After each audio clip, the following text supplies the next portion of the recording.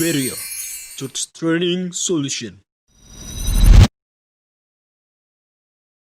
Shalom rekan Beria, konten ini adalah konten baru dari Beria Community. Kita bakal bahas isu-isu ringan yang sekarang beredar di masyarakat. Tentunya semoga dari pembahasan kita ini, rekan Beria semua punya perspektif baru dari sebuah isu, serta lebih luas sesuai dengan pengertian dari bidangnya masing-masing ya. Misal kalau soal ekonomi, ya mungkin bahasannya dari orang-orang yang berkecimpung di dunia bisnis atau penggerak ekonomi itu sendiri. Atau kalau kesehatan, ya dari orang-orang yang berkecimpung di dunia medis. Harapannya, semoga opini-opini beliau ini lebih relate dengan isu yang bakal kita bahas. Nah, untuk sesi kali ini, kita bakal bahas seputar herd immunity. Sebetulnya ini berawal dari sebuah broadcast message dari grup WA. Nah, selidik punya selidik ternyata ini hoax gitu ya. Inti pesannya sebenarnya mau menekankan bahwa pemerintah menggunakan herd immunity untuk melawan corona.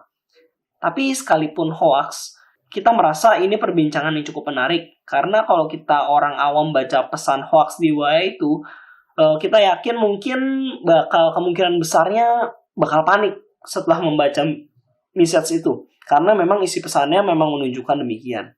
Oleh karena itu, mari kita tanya pendapat dari yang bekerja di bidangnya. Kita sudah buat janji sama salah satu rekan kita dari bidang medis, Dr. Iwayan Pandey Adiaksa. Beliau ini dari namanya sepertinya orang Bali ya, kayaknya suka buka praktik di pantai kali ya. Halo. Halo. Luwak white coffee passwordnya. Kaget gue aja luwak white coffee. Oke, Dokter Pandey. Kabar keluarga gimana nih di era COVID ini? Ya, puji Tuhan lah, sehat-sehat. Kita PSBB di rumah kan, walaupun nggak kerja. Loh, justru lu malah PSBB ya? Lu malah nggak kerja? Gua aja kerja, Oh. keluarga gue yang PSBB. Kirain dokter malah di rumah. Jangan dong, terus siapa yang nanganin nerima di IGD kan? Yoi. PSBB. Jagoan gardu terdepan ya. Yoi. Nah, gini Dokter Pandey. Kemarin itu sempat ada broadcast message dari grup WA nih. Nah, itu ada isu soal herd immunity.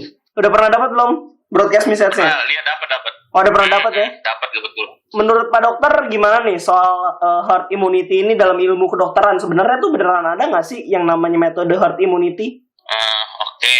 Jadi herd immunity ya, sebenarnya bukan dalam ilmu kedokteran doang, tapi dari secara umum itu tuh herd immunity itu emang ada, dan konsepnya tuh begini. Jadi herd immunity itu merupakan suatu kekebalan yang kita dapat pada kasus-kasus infeksi. Nah, caranya itu biasanya tuh ada dua. Biasanya kita dapat dengan dari vaksinasi, lalu yang kedua itu dari kita terkena penyakitnya, lalu sistem imun di tubuh kita tuh membentuk antibodi spesifik buat penyakit itu. Kayak gitu intinya herd immunity. Oke. Tapi apa benar herd immunity itu pernah dipakai dan berhasil dalam sejarah untuk wabah lainnya gitu? Kalau untuk sejarah yang gue tahu, dia pernah berhasil waktu terjadinya wabah smallpox atau variola ya nama lainnya. Jadi di situ kurang lebih tahun, kalau nggak salah 1940-an lah kalau nggak salah, ada wabah smallpox kan. Nah di situ tuh sama, dia penyakit yang sangat infeksius yang menyebar. Di sekitar tahun itu juga ditemukan vaksinnya. Nah setelah ditemukan vaksin, dilakukanlah vaksinasi secara massal menyeluruh, dan akhirnya rantai penyebaran smallpox itu sendiri akhirnya keputus dan tereradikasi secara nasional. Kayak gitu sih contohnya wabah-wabah sebelumnya. Oh, berarti memang pernah berhasil herd immunity ini karena cara yang pertama soal vaksin itu tadi ya? Benar, pernah berhasil di kasus smallpox ini. Dan di kasus-kasus lain walaupun belum eradikasi penuh, tapi sedang berjalan ya. Contohnya kayak di penyakit polio. Polio itu kan udah menjadi program vaksinasi massal ya, program vaksinasi nasional. Betul. Nah, cuman emang belum tereradikasi semuanya, tapi sedang berjalan kayak gitu. Oke. Sebenarnya kalau cara kerja herd immunity yang tanpa vaksin kan tadi penyebarannya secara natural aja begitu. Dampak negatifnya gimana Pak Dok? Nah, begini, kan tadi herd immunity ada yang dengan vaksin, ada yang tanpa vaksin kan. Betul. Nah, simpelnya itu konsepnya ketika virus masuk ke tubuh lo tuh akan membentuk antibodinya sendiri untuk virus spesifik itu. Nah, cuman yang jadi permasalahan di sini karena untuk terutama di kasus COVID ini, dia kan virus influenza dan influenza tuh ada vaksin influenza, tetapi virus ini tuh imunogenik. Jadi istilahnya tuh dia gampang berubah-berubah strain gitu. Sehingga misalnya udah lu temukan vaksinnya, virus ini tuh bisa mutasi, gampang mutasi sehingga tetap menimbulkan gejala.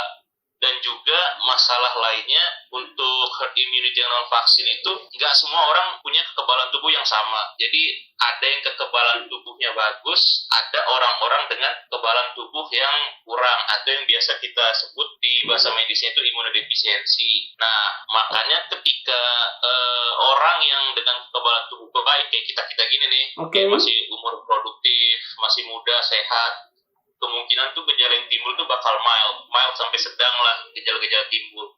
Tapi buat orang-orang yang sudah tua, sistem imunnya sudah turun, ada penyakit-penyakit bawaan, predisposisinya seperti terutama DM, biasanya dia nurunin sistem imun. Nah, itu dampaknya itu pasti lebih berat dan gejala yang timbul itu pasti lebih berat kalau ingin menerapkan herd immunity yang non vaksin ini. Berarti ada kemungkinan kalau kita aplikasikan herd immunity ini di Indonesia khususnya untuk sekarang ya, untuk yang kasus COVID ini, berarti kemungkinan terbesarnya adalah justru orang-orang yang lebih tua atau yang punya kekebalan tubuh lebih rendah itu justru lebih resiko kematiannya lebih fatal begitu ya? Betul. Karena di Indonesia sendiri kan nggak begitu ini ya, sistem imunisasi juga belum terjangkau semuanya. Terus banyak populasi lansia yang susah untuk mencapai ke fasilitas kesehatan. Kayak gitu-gitulah, masih banyak faktor yang belum memadai untuk ngejalanin herd immunity ini. Kecuali emang di suatu negara atau daerah itu yang populasi tingginya itu yang populasi masih usia produktif dan populasi lansia itu sedikit, barulah mungkin berhasil dengan herd immunity ini karena gejalanya yang timbul akan mild. Oke. Nah, terakhir balik lagi ke yang berita WA itu tuh, Mrs. WA tadi. Nah, kan gue coba mencari-cari kebenarannya, apakah memang beritanya itu benar gitu kan ya. Apakah pemerintah memang mau pakai herd immunity? Nah, ternyata kalau gue lihat dari salah satu portal berita, ternyata memang pemerintah itu menepis bahwa akan menggunakan herd immunity. Mereka akan bilang tetap PSBB. Nah, menurut dari sisi kedokteran, apakah seefektif itu gitu loh? Apakah langkah pemerintah tuh udah benar untuk menerapkan PSBB ini jadi lebih panjang? Kalau menurut pendapat pribadi gue sendiri sih, itu udah benar. Karena emang biasanya taktiknya seperti itu. Untuk melakukan herd immunity, lo membutuhkan vaksin. Vaksin itu ditemukan nggak secepat itu. Masih banyak penelitian, banyak research, dan lain-lainnya. Nah, makanya sementara menunggu vaksin ini jadi, diusahakan kita melakukan PSBB supaya tujuannya itu untuk mengurangi pemutusan mata rantai dan supaya tidak terlalu tinggi angka yang sudah terinfeksinya. Sementara sambil menunggu vaksin itu jadi. Nah, cuman ya memang nggak bisa kita ini juga ya, langkah pemerintah tuh sebenarnya di satu sisi udah benar PSBB. Cuman kan ada faktor-faktor lain kan yang membuat orang-orang tuh sulit melakukan PSBB seperti dari ekonomi dan lain-lain kayak gitu. Jadi menurut gua udah benar sih, cuman emang pasti ada resikonya juga setiap keputusan yang diambil. Oke.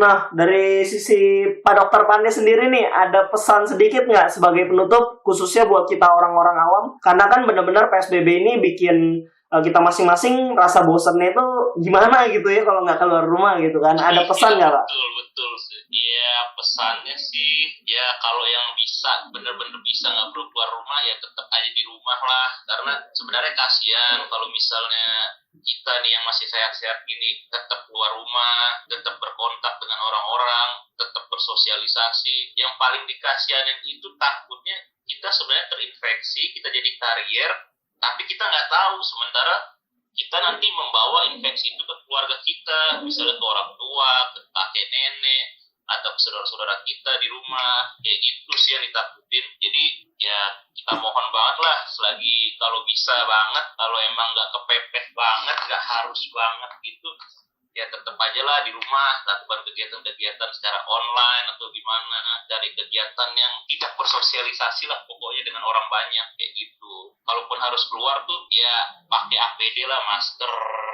seperlunya cuci tangan, jangan nyentuh-nyentuh hidung, mulut, mata, kayak gitulah. Oke, it means berarti the point-nya adalah kita tetap ikuti aturan pemerintah begitu ya untuk PSBB untuk sementara waktu ini ya Pak ya? Menurut gue sih itu udah tepat sih, yang langkah yang paling tepat ya tetap aja dulu ikutin PSBB. Oke, thank you banget nih Dokter Pande atas waktunya udah mau dihabiskan bersama kita sebentar di sini ya. Tetap sehat dan tetap semangat jaga kestabilan medis negara. Oke. Wah, siap. Thank you Dokter Pande. Yo, sip, Sam. Nah, itu dia rekan-rekan perbincangan kita dengan Dokter Pande di sesi ini. Disimpulkan dari pesan yang Dokter Pande berikan, kalau sebaiknya kita mengikuti pemerintah atas untuk tetap melakukan PSBB. Selain itu, Roma 13 ayat 1 juga mengatakan, tiap-tiap orang harus takluk pada pemerintah yang di atasnya, sebab tidak ada pemerintah yang tidak berasal dari Allah, dan pemerintah-pemerintah yang ada ditetapkan oleh Allah. So, teman-teman, dengan kita menganjurkan untuk mengikuti arahan pemerintah, kita meyakini bahwa pemerintah pun sudah melakukan yang terbaik. Dan seperti yang dikatakan Dokter Pande tadi, memang ada dampak negatif dan ada dampak positif ya. Tapi kita harus tetap bersama-sama ngelakuin hal itu. Kita harus tetap bersatu. So, tetap ikutin aturan yang sudah pemerintah buat dan tetap jaga kesehatan teman-teman semua. Saya Samuel Christian, channel Berea Community, melaporkan.